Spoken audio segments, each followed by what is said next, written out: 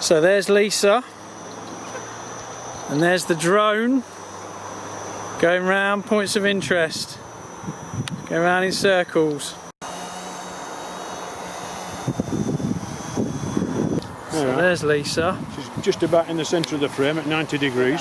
Okay, yeah, there's you. And there's Lisa. Let's get her in there. Yeah, okay. Points of interest.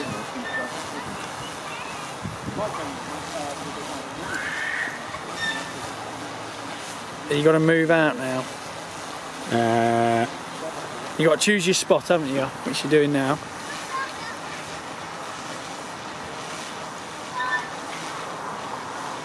Radius set to 5.5 metres. Okay. And just pull it back a bit. Just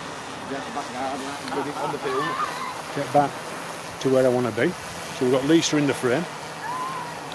And press start.